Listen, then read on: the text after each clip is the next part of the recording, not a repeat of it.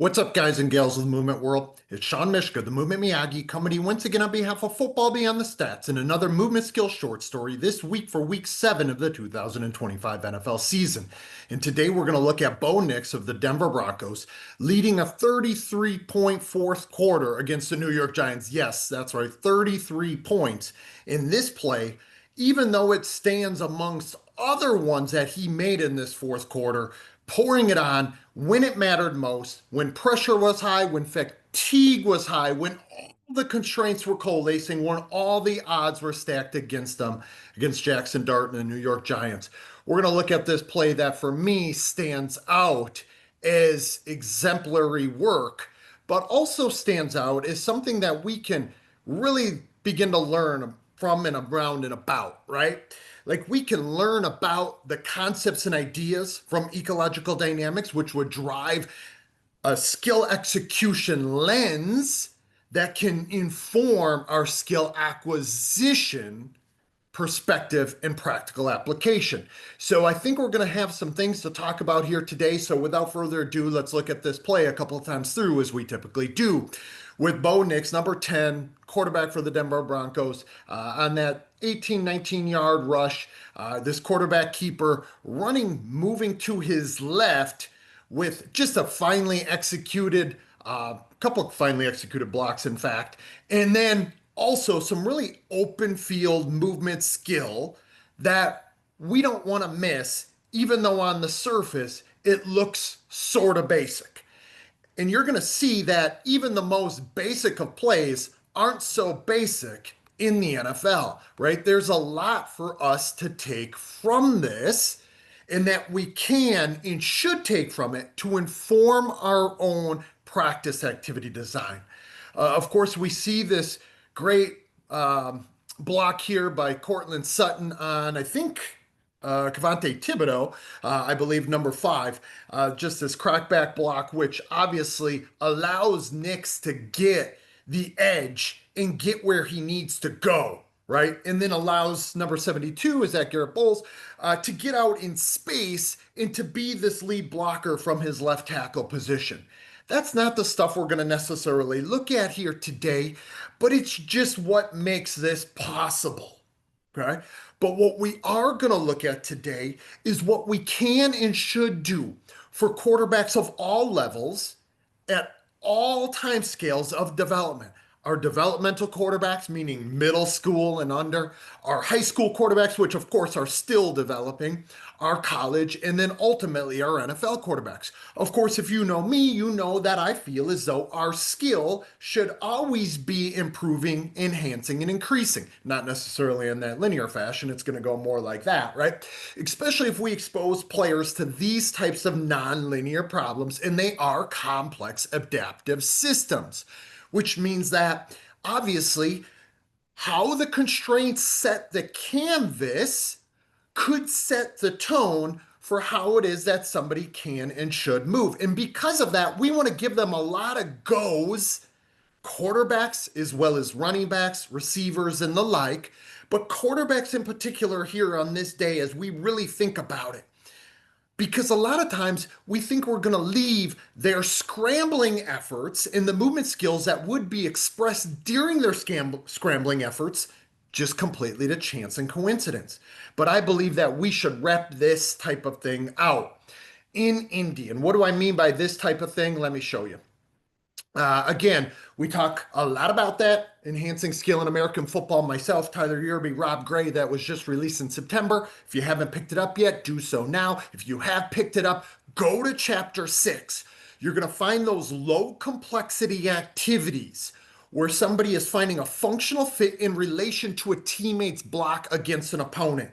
We can do this in a 2v1, a 2v2, a 2v3, or 3v3 type of nature, moving from low complexity to a little higher complexity, but where behavior affords behavior. So where would I set this type of movement problem? I'm probably, if I wish this was bumped up a little bit, we're probably thinking about from hashes to sidelines. We could do it hashes to numbers if we wanted to.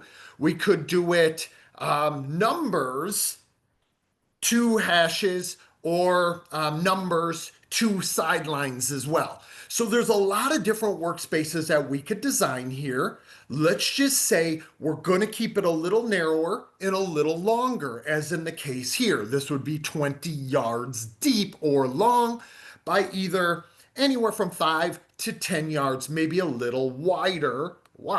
Okay, so let me erase that before I get some arrows out here and start to dive into this. So where would these players be moving? Whoops. Let me move back one if I could. I need my arrow back. Okay. So we have one player entering the workspace, another player, a teammate entering the workspace, and then a ball carrier of some sort. In this case, again, a quarterback. We can repetition without repetition this till we're blue in the face, meaning we can rep it out with constantly changing problem and solution variability so they can find a functional fit with one another. So those problem solution dynamics where there's changing states of organization on both sides could really be that which what we feature here. Different style of defenders, a defensive back, a linebacker, a defensive end. You can imagine if this were a different style of player, different body type, different archetype, but also a different type of mover coming from a different place into the workspace, how it might change the landscape of affordances, aka the landscape of opportunities to act for each party. But in particular, this guy, this quarterback that we're really trying to feature and lean into, giving them a lot of goes with, right? So hopefully that makes some sense. And so now, when that interaction unfolds and he squares them up, obviously our workspace has kind of changed here, right? So again, we would have to be thinking that it was something like probably this, even though I don't have a boundary to work with. Maybe even to, if we wanted to set it up with cones, that's the only time I use cones in our learning environment, is to set boundaries that don't exist within the constantly already existing boundaries that are the hashes, the numbers, the sidelines, or the lines. We could even go this way, the width ways with it, if we wanted to, right? And we wanted to do something like that and have the players work this way in that way. Make sense? Okay, I know I'm drawing a lot here. So when we get to this place or space, this 2v1, two offensive players, one defensive player, this individual, I need my single arrow back, not my double-sided arrow, now gets to perceive two, right? He's looking to his own offensive teammate. How are they positioned? Where are they positioned? What is their body orientation? How fast are they moving? And he's looking through. He's looking through to see where this guy might be going, where he could potentially go, and how his body posture, what his orientation and kinematics might be. Remember, all those informational variables come together. Behavior affords behavior. How that guy's acting will then set the tone for how this individual may act and what his opportunities to act across his affordances landscape exists within. Hopefully, all of that makes some sense. And again, remember, if we change any of these parties, if we change where they're coming from, if we change who they are, it changes how they might be acting. And that's why we want to have a lot of sparring engagements like this 2v1 type of slice where it could play out differently every single time. And look at that nifty little pause, this hesitation from Bo Nix as he continues to survey, as he continues to connect to the what is with how this individual is positioned and how this relationship is unfolding in front of him. This creates this landscape of opportunities. And notice Bo Nix moving in a way where he can remain open and responsive. Kyverstein and Reifeld would call this skilled intentionality, a landscape of affordances in an openness and responsiveness to it. Okay. We want to give them a lot of goes being immersed and experiencing this type of thing. So he can square this up, hesitate accordingly, pull those two guys in a really skillful fashion. Again, don't miss the forest through the trees. There it is. That little hesitation that's nifty from a big quarterback in space, and then he moves to the next local movement problem. We won't be able to see it as well from this vantage point, but we could set it up where there are these successive affordances. This right here that we're seeing is what we refer to in ecological dynamics as simultaneous affordances. Right here, simultaneous affordances could go to your right, could go to your left, could continue to push towards your offensive lineman to get up on his hips or his butt in his back and wait to make a decision.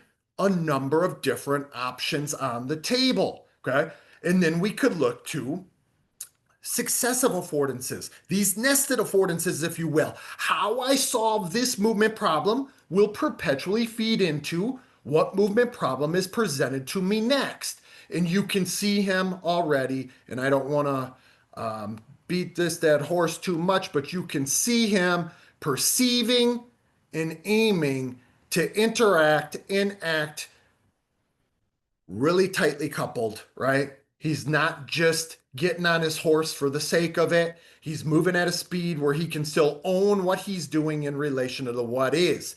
Now that second slice, that second problem could have played out in any number of ways. And with that, I want to actually show you that here from the different vantage point as Jackson Dart realizes that he and his young quarterback counterpart are having a bit of a duel off here now at this point, fourth quarter in Denver, Colorado. Looks like NFL here is highlighting that Cortland Sutton on Thibodeau crackback block. Garrett Bowles getting out in space, and now we can see this again. That exactly what I'm talking about. Let's look at Bo Nix's perception action coupling. But remember, it's not just perceptions and actions, it's intentions as well, which will scaffold their way of interacting. But look at the eyes.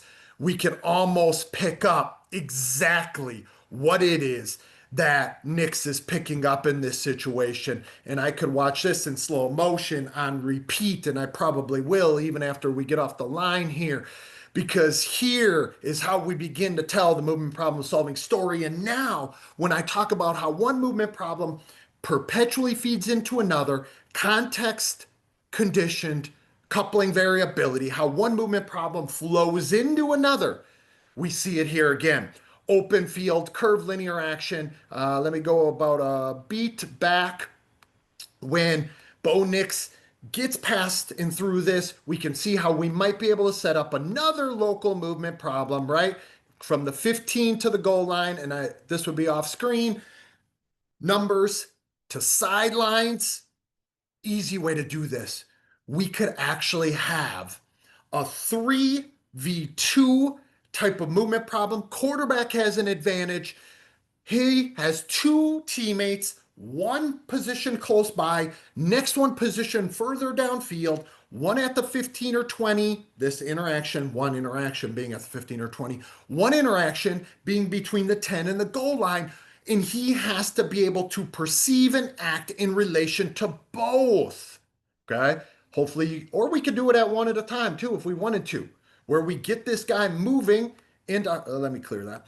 If we get this guy moving at higher speeds and we get this interaction down here, that then would be unfolding differently every time that Bo Nix himself has to, or our quarterback for that matter, is going to begin to look at and use to guide his subsequent ways of acting. Let's draw it about there, right? That's about where it's going to go. If we really think about what's going to unfold here, and into the end zone he goes, right? Again, guys and gals, we don't want to leave these types of engagement, these types of interactions to chance.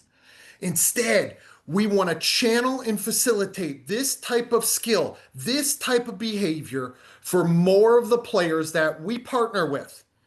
We don't want to leave it to chance. We can set up these types of movement problems no matter the level of performer we're working with and who it is and what it is that might be unfolding in the dispositional problem that they are going to have to face on game day.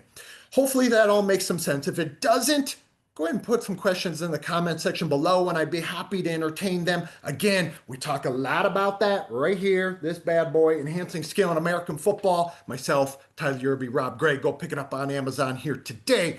So for another movement skill short story, I'm the Movement Miyagi, Sean Mishka. I will talk to you guys next time.